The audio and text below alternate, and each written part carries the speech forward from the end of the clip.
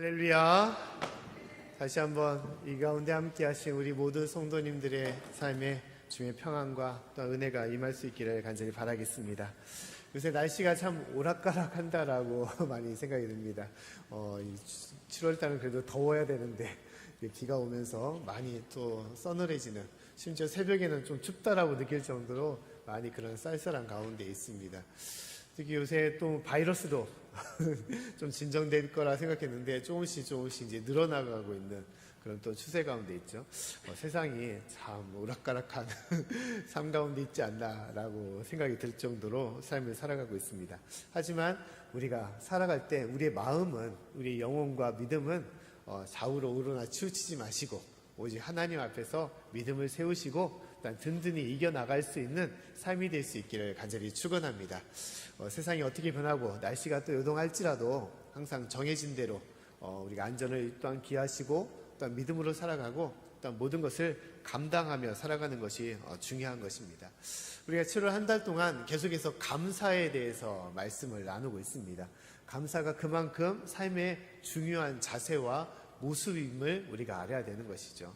감사하는 삶이냐 그렇지 아니냐에 따라서 똑같은 삶이지만 그 모습이 바뀌어짐을 우리가 볼 때가, 느낄 때가 많이 있습니다.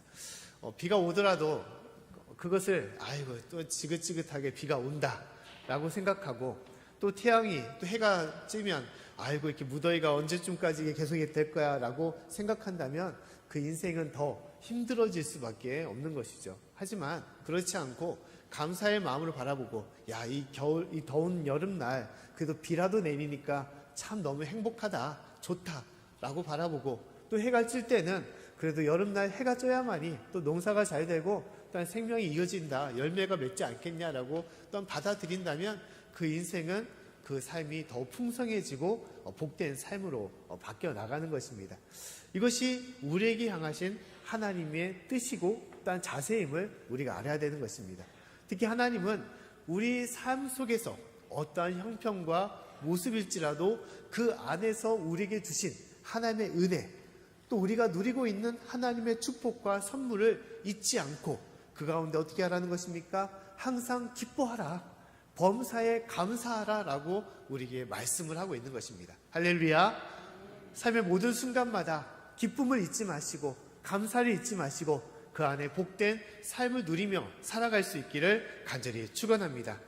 특히 우리가 일상의 삶 속에서 이 감사해야 되는데 감사를 우리가 잃어버리는 일은, 그 이유는 무엇이냐? 지난주에도 말씀을 드렸지만 삶의 여건 때문에, 건강을 잃어가지고 질병 때문에, 또 내가 재산의 문제 때문에, 가난하고 부족한 또한 여러 가지 삶의 여건 때문에 우리가 감사를 잃어버리고 또한 슬퍼하거나 불평하며 살아갈 때가 있는 것이죠. 하지만 그 속에서도 하나님의 은혜를 우리가 알아야 되는 것입니다. 또한 더불어 우리가 감사의 장애물이 될 수 있는 것, 방해물이 될 수 있는 것은 무엇이냐? 사람과의 관계 때문에 감사를 잃어버릴 때가 있다는 것입니다. 우리가 살아가면서 내 주변에 항상 내 마음과 뜻이 맞는 사람, 특히 나를 편안하게 하고 나를 이해해 줄 만한 사람, 진실로 나를 사랑해 줄 수 있는 사람이 내 주변에 항상 가득했음을 우리가 소망하지만, 그러나 삶이라는 것은 그렇지 않은 것이죠. 나와 함께하는 사람, 편안한 사람이 있는 반면에 나와 불편한 사람은 있을 수가 있는 것입니다.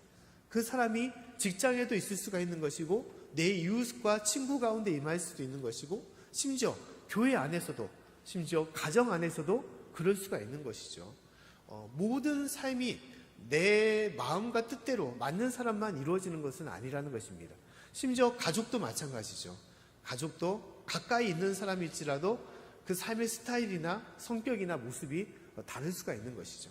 요새 저는 이제 여름철이 되어서 본의 아니게 이제 아내와 각방을 쓰고 있습니다. 왜냐하면 제가 좀 체질이 좀 뜨겁고 이제 안 사람은 좀 다르기 때문에, 좀 약하기 때문에 그런 거죠. 그래서 이제 제 거실에 나와가지고 제 막내하고 몸이 뜨거운 사람하고 같이 가장 서늘한 곳을 찾아서 지내고 있어요. 어쩔 수 없는 거죠, 뭐. 체질이 맞지 않으니까. 하지만 그렇다고 해서 서로를 또 나와 다르다, 나와 성격이 다르고 뜻이 맞지 않는다 라고 서로를 불안한 마음으로, 또한 불편한 마음으로 심지어 어떤 미움의 마음으로 바라본다면 그 삶은 더욱더 힘들어질 수밖에 없는 것이죠. 그렇기 때문에 가장 중요한 것은 이 감사를 가로막는 사람과의 관계 속에서 우리가 어떻게 행해야 될지, 또 어떠한 모습을 취해야 우리 삶에 감사와 기쁨이 온전히 임할 수 있는 그런 삶이 될 수 있지를 우리가 생각해 봐야 되는 것입니다.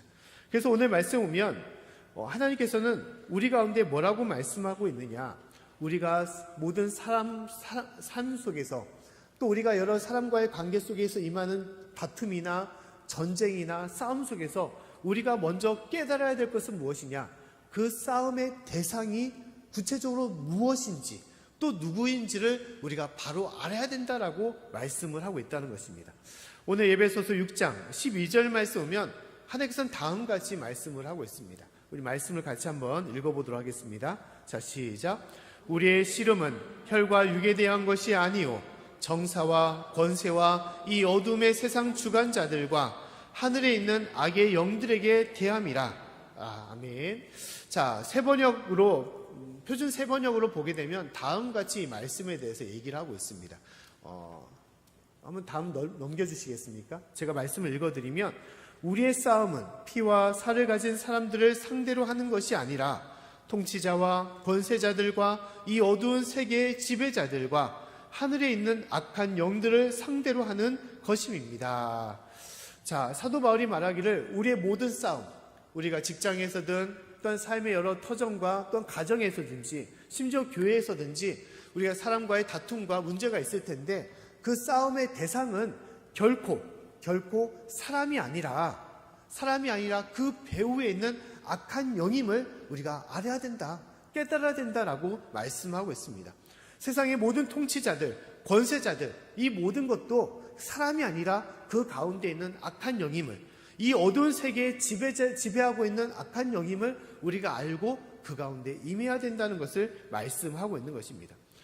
그래서 가장 중요한 것은 우리가 사람과 싸우는 것이 아니라 이 모든 문제와 다툼은 악한 영과의 싸움임을 우리가 알아야 된다는 것을 말씀하고 있는 것입니다. 이것이 하나님께서 주시는 말씀이라는 거예요.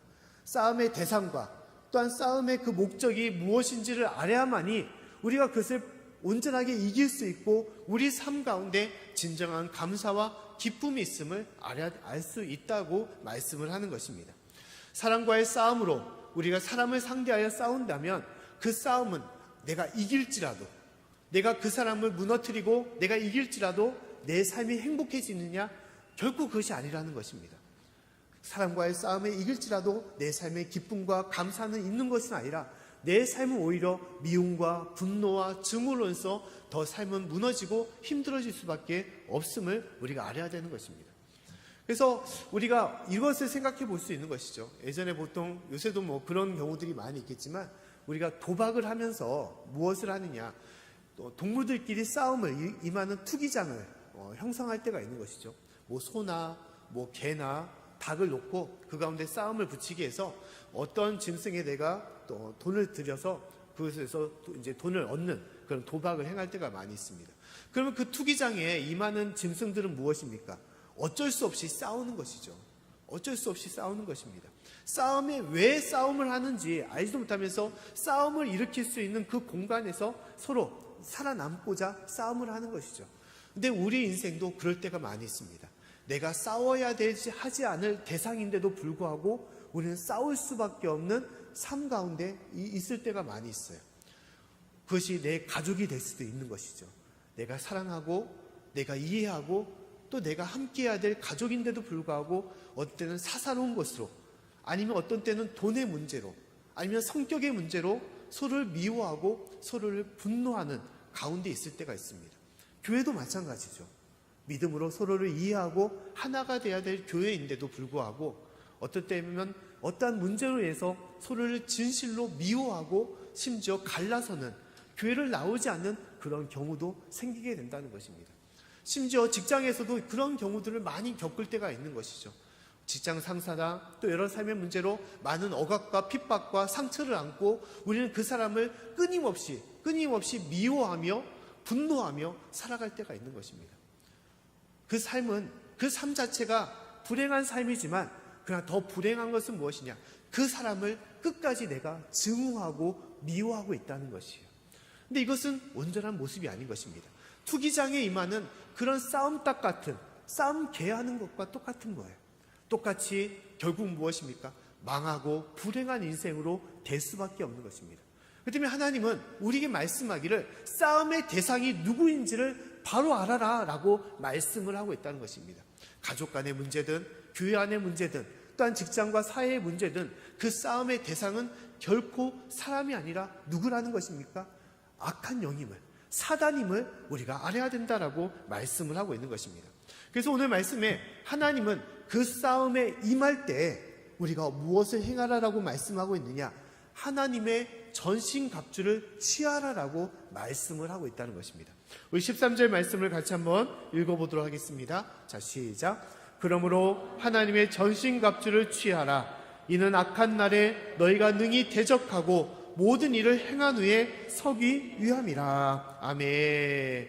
자, 너희가 이 모든 세상과의 싸움에서 너희가 이 싸움을 이기기 위해서 갖춰야 될 것은 무엇이냐? 어떤 돈이나 아니면 세상의 권세나 어떤 세상적인 지혜로서 그 싸움을 이기려고 하는 것이 아니라 중요한 것은 무엇이라는 것입니까? 하나님의 전신 갑주임을 말씀을 하고 있다는 것입니다. 이것이 하나님께서 주시는 말씀이에요. 하나님의 전신 갑주는 이 에베소서 이후의 말씀에 나오고 있습니다. 6가지의 것을 얘기하고 있죠. 구원의 투구나 의의 흉배나 진리의 허리띠나 말씀의 검, 믿음의 방패와 복음의 신에 대해서 얘기를 하고 있죠. 구체적으로 구원에 대한 확신, 또 의, 하나님의 의로움과 하나님의 진리와 또 말씀과 성령의 복음의 말씀의 검을 안고 또 믿음의 방패를 안고 복음의 신을 신고 이 모든 싸움을 너희가 맞서라. 이 싸움, 영적인 싸움을 너희가 이겨내라라고 얘기를 하고 있습니다. 세상에 아무리 사람과의 싸움일지라도 그 싸움은 영적인 싸움이기 때문에 우리가 믿음을, 온전한 복음과 하나님의 진리를 갖춰야만이 그 싸움을 이길 수 있음을 얘기하고 있는 것입니다. 세상의 힘과 능력으로 사람을 이기려고 하는 것이 아니라는 거예요. 오직 그것이 영적인 싸움임을 알고 믿음으로 이겨나라고 말씀을 하고 있는 것입니다. 사랑하는 성도 여러분, 사탄은 끊임없이 이 세상에 많은 싸움과 다툼을 일으키고 그것을 조장을 하고 있습니다. 조장을 하고 있어요. 왜 그렇습니까? 우리 가운데 있는 미움을 끊임없이 충동질시키려고, 우리 가운데 끊임없는 분노와 화를 일으키고 서로를 미워하고 서로를 저주하게끔 만들려고, 그래서 우리 가운데 있는 모든 성령의 열매를 다 빼앗고 심지어 우리의 믿음을 빼앗아 어떻게 하기를 원하겠습니까? 구원이 아니라 영원한 사망으로, 영원한 지옥으로, 영원한 멸망으로 우리를 이끌어가기 위해서 사단은 끊임없이 이 세상에 싸움과 전쟁을 일으키고 있음을 우리가 바라봐야 되는 것입니다. 할렐루야! 이것이 세상의 모습이라는 거예요. 세상의 모습인 것입니다. 가족 간의 사소한 일로 내 아내와 다툴지라도 내 남편과 다툴지라도 그 근본은 무엇이라는 것입니까? 악한 영과의 싸움이라는 거예요. 악한 영과의 싸움. 우리가 창세기에 보게 되면 하나님 앞에 맨 처음 창조를 받은 아담과 하와의 이야기가 나오고 있습니다. 그때 하나님께서 그들에게 명하기를 에덴 동산에 있는 선악과는 먹지 말라고 얘기를 한 것이죠. 근데 사단이 그 가운데 어떻게 했습니까? 하와를 꼬드겨서 선악과를 먹어라. 그럼 네가 하나님처럼 되고 눈이 밝아진다라고 얘기를 했던 것이죠. 그리고 하와가 그 선악과를 먹게 되었습니다. 그러고 나서 아담에게도 권유하여 그 선악과를 먹게 한 것이죠. 그러고 나서 하나님께서는 그들을 불렀었습니다. 아담에게 말하기를 왜 내가 먹지 말라는 선악과를 네가 먹었느냐라고 물어봤을 때 아담이 뭐라고 말했습니까? 아담이 얘기하기를 하나님, 내가 잘못했습니다. 내가 하지 말았어야 되는데 말씀을 깜빡 잊고 제가 그렇게 실수와 죄를 저질렀습니다. 용서해 주십시오라고 얘기한 것이 아니죠. 어떻게 했습니까? 하와의 잘못입니다. 나는 아무 잘못도 없이 하와가 나를 꼬드겨서 내가 그렇게 했습니다 라고 얘기했던 거예요. 하와도 마찬가지로 다른 사람의 탓을 돌린 것이죠. 근본적인 문제는 무엇입니까? 사단이 끊임없이 그 삶과 가정에 파묻혀서 서로를 미워하고 서로의 탓으로 돌리고 서로의 문제로서 삼기를 원한다는 거예요. 그래서 서로를 증오할 수밖에 없는, 미워할 수 없는 삶으로 우리를 인도하기를 원한다는 것입니다. 이것이 사단의 모습이에요. 이 모든 것을 이겨내기 위해서는 어떻게 해야 된다는 것입니까? 믿음으로, 하나님에 대한 신앙, 하나님에 대한 그 믿음으로 이것에 맞서 악한 영과의 싸움에서 이겨나감을 우리에게 말씀하는 것입니다. 사랑하는 성도 여러분, 우리가 이 땅에 살아가면서 어떤 사람을 보고 그 사람과의 싸움으로만 생각하지 말고 이 모든 것이 악한 영이 우리를 무너뜨리고 우리의 믿음을 빼앗고자, 우리의 삶을 불행하고자 인도하는 그러한 싸움임을 우리가 알고 영적으로 모든 것을 이겨나갈 수 있는 저와 여러분의 삶이 되기를 간절히 축원합니다. 그래서 또한 우리가 알아야 될 것은, 그러기 때문에 우리가 사람과의 관계에서는 어떠한 마음을 가져야 되느냐, 그것은 이해하는 마음, 용서하는 마음을 가져야 되는 것을 알아야 되는 것입니다. 그 때문에 세상의 모든 싸움은 두 가지의 싸움을 우리는 갖고 나아가는 것입니다. 첫 번째는 악한 영과의 싸움에서 믿음을 가지고 나아가야 되는 것이고, 두 번째는 사랑과의 관계 속에서 그것은 미움과 분노가 아니라 서로를 이해하고 용서하고 사랑하는, 긍휼히 여기는 마음을 가져야 됨을 우리가 알아야 되는 것입니다. 자, 오늘 말씀에 있는 사도 바울은 여러 가지의 세상 살아갈 때 많은 핍박과 또한 아픔을 당했던 사람이었습니다. 심지어 누구에게 그런 아픔을 당했냐, 상처를 받았냐? 유대인들에게 상처를 받은 것이죠. 같은 형제, 같은 동포, 심지어 같이 생활했던, 같이 지냈던 그 사람들에게 그런 많은 상처를 받았습니다. 그럼 그 마음이 어떻겠습니까? 끊임없이 자신을 방해하고 전도하는 데마다 쫓아가서 자신을 잡으려고 하고 죽이려고 했던, 심지어 그로 인해서 감옥에 가서 사형 선고를 받았던 이 사도 바울, 그 마음이 어떤 마음이 있겠습니까? 유대인들이 있는 곳이라면 끔찍할 수밖에 없는 것이죠. 그들을 증오할 수밖에 없는 것입니다. 어떻게 그렇게 나를 핍박할 수 있을까? 그들을 미워할 수밖에 없는 것이죠. 근데 사도 바울은 그렇게 마음을 품지 않았다는 거예요. 그가 고백하기를 이 유대인들에게 끊임없는 긍휼의 마음, 그들에 대한 사랑의 마음으로 그들과 함께하고 있었음을 말씀하고 있다는 것입니다. 로마서 9장 1절부터 3절 말씀 보면 사도 바울이 다음같이 말을 하고 있어요. 표준 세번역을 보게 되면 다음같이 얘기를 하고 있습니다. 제가 말씀을 읽어드리면, 나는 그리스도 안에서 참말을 하고 거짓말을 하지 않습니다. 내 양심이 성령 안에서 이것을 증언하여 줍니다. 내게는 내 동족을 위한 큰 슬픔이 있고 내 마음에는 끊임없는 고통이 있습니다. 나는 육신으로 내 동족, 내 결례를 위하는 일이면 내가 저주를 받아서 그리스도에게서 끊어질지라도 달게 받겠습니다 라고 고백을 하고 있다는 것입니다. 자, 사도 바울에게 큰 슬픔과 끊임없는 고통이 있다라고 말하고 있어요. 이 슬픔과 고통은 무엇이냐? 같은 동족 유대인들에게 받은 핍박의 그 고통을 말하는 것이 아니에요. 어떤 고통이냐?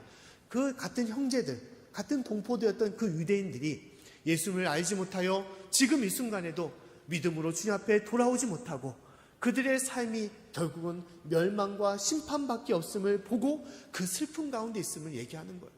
그들을 생각할 때 그들이 구원받아야 되는데, 그들이 주님 앞으로 돌아와야 되는데 아직까지도 예수님을 핍박하며 예수부터 멀어지는 인생, 예수부터 영원한 사망과 멸망 가운데 가는 것을 보고 그 사도 바울이 슬퍼하고 있었음을 얘기하고 있는 것입니다. 그래서 3절 말씀에 말하기를, 심지어 내가 저주를 받을지라도, 내가 저주를 받아 예수님께 끊어질지라도, 내가 이 형제들의 일이라면, 이 형제들이 구원받는 일이라면 내 목숨을 걸고라도 그 일을 감수하겠다, 내가 그 일을 행하겠다라고 얘기하고 있는 것입니다. 이것이 누구의 마음이었다는 것입니까? 사도 바울의 마음이었다는 거예요. 할렐루야. 나를 핍박하는 사람일지라도, 나를 미워하는 사람일지라도, 나의 원수일지라도 그 영혼을 어떻게 하라는 것입니까? 이해하고 용서하고 긍휼히 여길 수 있는, 그 영혼을 불쌍히 여길 수 있는 마음을 가지라라고 얘기하고 있다는 것입니다.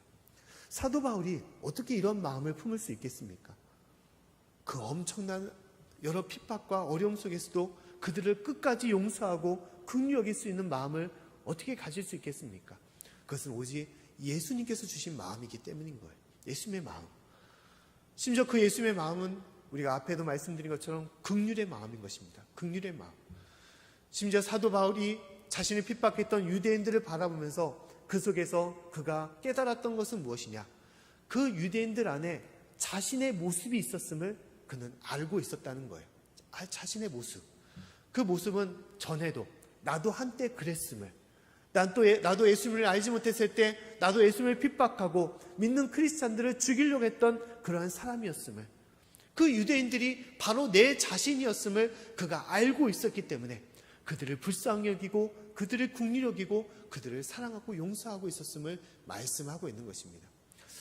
자, 예수님의 생애 중에 가늠한 여인에 관한 이야기가 있습니다. 유대인들이 그 가늠한 여인을 붙잡아 그 여인을 심판하고 이제 죽이려고 할 때 예수님에게 먼저 물어봤던 것이죠. 이 여인을 어떻게 하면 좋겠습니까? 그때 예수님께서 하신 말씀이 무엇입니까? 잠깐 우리 그림을 보게 되면 다음 같은 것이죠. 예수님을 두고 그들이 돌을 잡아서 이 여인을 죽이려고 할 때 예수님께서 하신 말씀은 너희 중에 죄 없는 자가 먼저 돌로 치라라고 말하고 있어요. 이것은 무엇을 말하는 것입니까? 그 여인이 너희가 심판하고 너희가 미워하고 분노하고 죽이려고 하는 그 여인이 누구냐? 너희 자신 아니냐? 그 여인이, 가늠한 여인이 너희가 아니냐? 하나님을 미워하고 배척했던 그 사람이 너희가 아니냐? 그 말씀을 하고 있는 거예요. 그 여인 속에서 너희 자신을 왜 발견하지 못하느냐라고 말씀을 하고 있는 것입니다. 우리 삶도 그럴 때가 많이 있는 것이죠.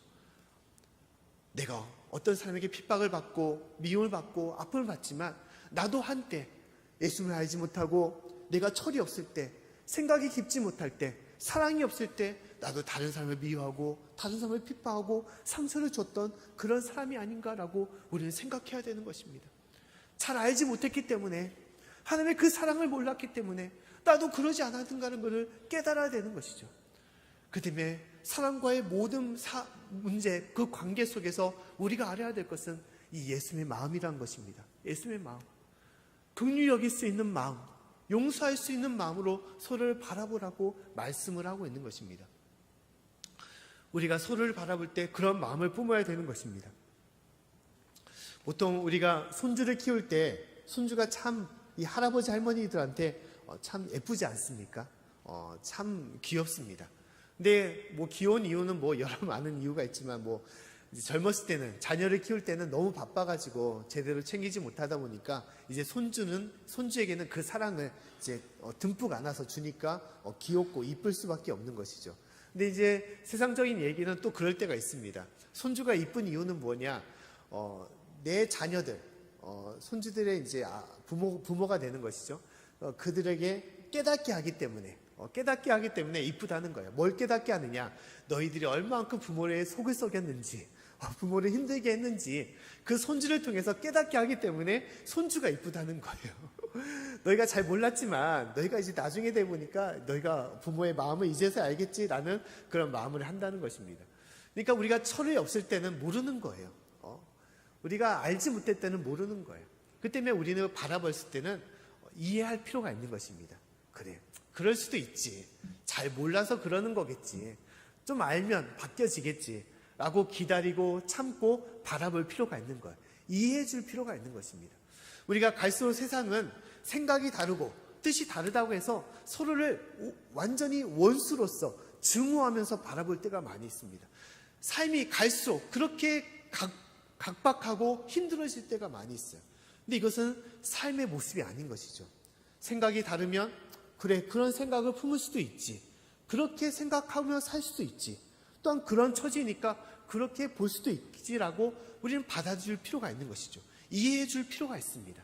그리고 기다려 줄 필요가 있고 용서해 줄 필요가 있는 거예요. 심지어 나를 힘들게 할 사람일지라도 예수님의 마음으로 긍휼히 여기고 그 사람을 불쌍히 여기고 사랑해 줄 필요가 있는 것입니다. 이것이 바로 우리에게 주신 하나님의 뜻이고 하나님께 주시는 마음이라는 것입니다. 마태복음 5장 7절 말씀에 다음같이 말씀을 하고 있습니다. 우리 말씀을 같이 한번 읽어볼까요? 자, 시작. 긍휼히 여기는 자는 복이 있나니 저희가 긍휼히 여김을 받을 것이며. 아멘. 서로에게 어떻게 하라는 것입니까? 긍휼히 여기라라고 말씀하고 있어요. 하나님이 너희를 긍휼히 여기지 않았느냐? 그거 너희가 서로를 긍휼히 여겼을 때 하나님께서 너희를 긍휼히 여기고 너희를 축복할 것이다 라고 말씀을 하고 있는 것입니다. 사랑하는 성도 여러분, 지금 이 순간 나를 힘들게 하고 나를 어렵게 하는 이들이 있을지라도 그것이 직장이든 또 이웃이든 그것이 교회든 심지어 가정에서든 그 영혼을 긍휼히 여기는 마음으로 바라보시고 이해하시고 용서하시고 끝까지 사랑할 수 있는 저 여러분의 삶이 될 수 있기를 간절히 축원합니다. 그럴 때만이 진실로 우리 가운데 감사가 임하는 거예요. 기쁨이 임하는 것입니다. 우리 가운데 있는 모든 미움과 분노가 다 깨끗하게 씻겨나가고 오직 주님 주시는 은혜로서 기쁨으로 살아갈 수가 있음을 우리가 알아야 되는 것입니다. 베트남의 참상을 알려주는 중요한 사진이 있습니다. 그 사진이 뭐냐? 한 여인의 발가벗은 소녀에 대한 사진이죠. 앞에 보인 것처럼. 지금은 이제 뭐 앞에 이제 막아놨지만 원래는 완전히 벗겨져 있는 사진이에요. 이 사진은 무엇입니까? 뒤에 이제 큰 폭탄이 터지면서 대형 화재를 일으키는 큰 폭탄이 터지면서 그로 해서 많은 사람들이 피신하고 있는 상황이죠. 이 소녀도 이제 몸에 이제 불이 붙어가지고 옷을 다 벗어 던지고 이제 고통과 절규로서 이제 뛰쳐나가고 있는 그러한 모습인 것입니다. 이제 베트남의 참상을 이제 딱 알려주는 모습인 것이죠. 근데 이제 이 여인이 지금은 살아 있어서 성장하여 이제 두 아이를 둔 이제 어머니가 되었습니다. 이제 이 여인이 김폭이라는 여인이에요. 근데 이 사진은 9살 때 이 여인이 겪었던 그러한 사진인 것입니다. 근데 이 사진을 보면서 이루 말할 수 없는 상처와 아픔을 그 여인이 갖고 지내왔다는 거예요. 차마 그때를 생각하면 떠오르고 싶지 않은, 또 이 사진을 바라볼 때마다 진짜 지워버리고 싶은, 인생에서 지워버리고 싶은 가장 끔찍한 일이었던 것이죠. 자신에게 이루 말할 수 없는 큰 화상을 안기고 심지어 많은 사랑했던 사람을 잃게 하고 이루 말할 수 없는 인생에 큰 슬픔을 줬던 그런 전쟁이었던 것입니다. 근데 이 여인이 다음 사진을 보게 되면 이제 자신의 아이를 품고 있는데 이제 화상이 있는 것이죠. 27번에 걸쳐서 치료를 받아가지고 그만큼 이제 회복이 되었던 것입니다. 근데 이 여인, 김폭이라는 여인이 말하기를 다음같이 얘기를 하고 있어요. 이제 그 자서전을 보게 되면 말하기를 나를 전쟁의 상징으로 기억하지 말아주십시오. 예수 그리스도를 영접한 후 나는 모든 사람을 용서했습니다. 그때부터 행복과 사랑이 보였습니다. 이미 내게 일어난 일을 바꿀 수 없지만 그 의미는 바꿀 수 있습니다. 나는 고통을 나의 보호막이라고 생각합니다. 고통은 나를 겸손하게 만들고 내게 주어진 삶을 당연한 것으로 여기지 않도록 만들어 주었습니다. 라고 얘기를 하고 있어요. 내가 다른 사람을 용서할 때 무엇이 보였냐? 행복과 사랑이 보였다라고 얘기를 하고 있다는 거예요. 또 덧붙여 그 여인이 말하기를 스스로를 불쌍히 여기고 저를 그렇게 만든 사람들에게 화를 내기도 했지요. 제가 화를 내는 것은 정당한 권리라고까지 생각했습니다. 그러나 저는 그 화가 제 마음속에 완전히 자리 잡아 제 삶을 파괴하는 것을 마냥 두고 볼 수 없었습니다. 그래서 용서를 했고 자유를 얻었습니다. 라고 얘기했다는 거예요. 내가 다른 사람을 미워하고 다른 사람을 증오하게 되면 결국 내 안에는 그 미움과 그 악마의 씨가 자라나서 내 삶을 파괴하고 내 마음을 더욱더 힘들고 불행으로서 이끌어 가게 되는 것입니다. 사랑하는 성도 여러분, 진실로 우리 가운데 다른 사람을 긍휼히 여기는, 또 다른 사람을 용서하고 다른 사람을 또한 품을 수 있는 그 사랑의 마음을 가질 때 우리 가운데 있는 모든 증오는 다 사라지고 감사와 기쁨이 임할 수 있는, 참된 행복이 임할 수 있는 우리가 진정한 주님의 삶이 될 수 있음을 우리가 알아야 되는 것입니다.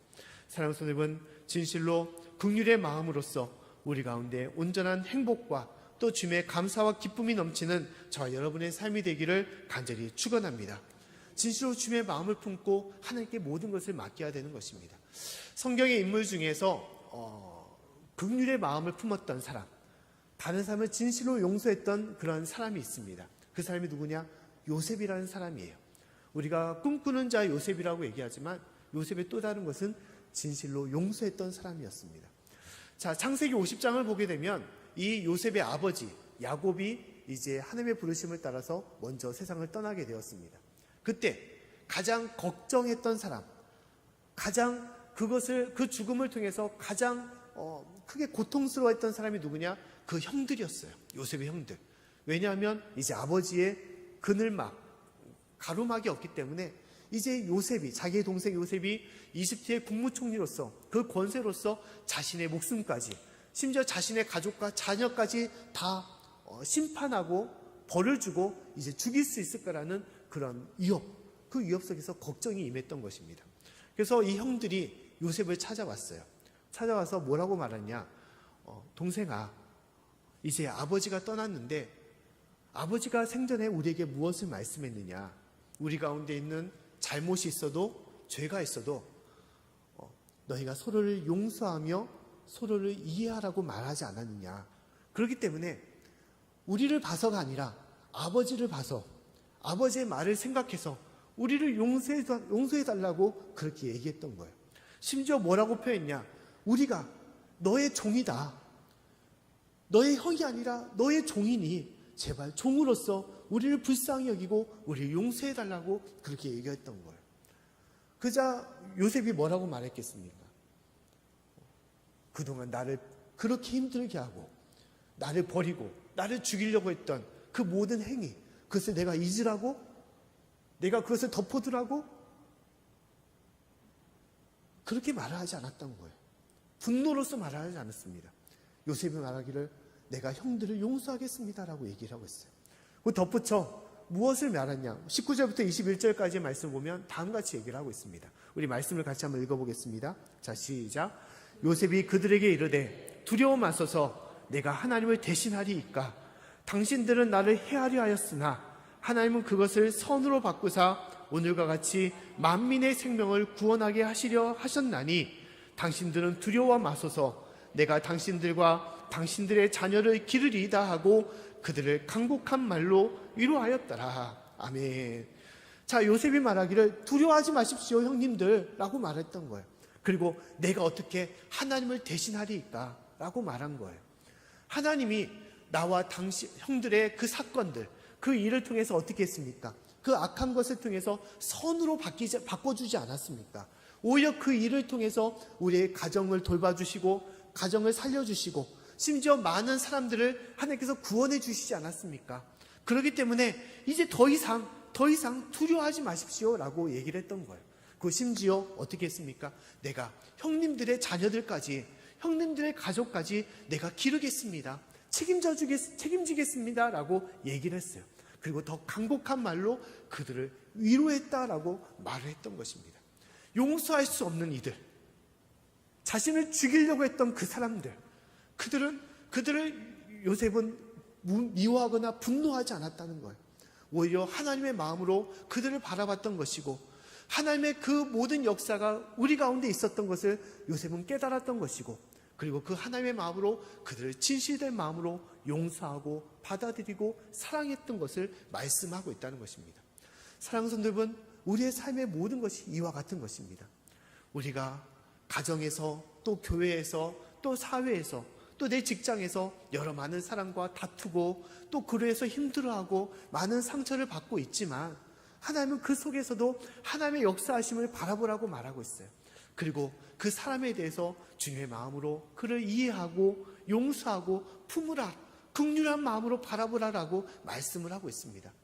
더불어 이 모든 것이 영적인 싸움임을, 사단의 모든 싸움임을 우리가 바라보고 믿음을 세워 그 모든 것을 끝까지 이겨나가라고, 믿음을 지켜 이겨나가라고 우리에게 말씀하고 있는 것입니다. 사랑하는 성도 여러분, 우리가 이 땅에 살아가면서 우리 앞에 놓여있는 여러 많은 다툼들, 싸움들, 그 가운데서 우리가 영적인 것을 바라보시고 믿음으로 이겨나갈 수 있는 저와 여러분의 삶이 될 수 있기를 간절히 축원합니다. 그리고 우리 가운데 있는 내가 사랑할 수 없는 사람일지라도 그 영혼을 불쌍히 여기고 그로 인해서 함께 더불어 주님 앞에 구원받을 수 있는, 또 주님의 온전한 은혜와 사랑을 누릴 수 있는 그 참된 행복과 감사를 이룰 수 있는 저와 여러분의 삶이 될 수 있기를 다시 한번 간절히 축원합니다.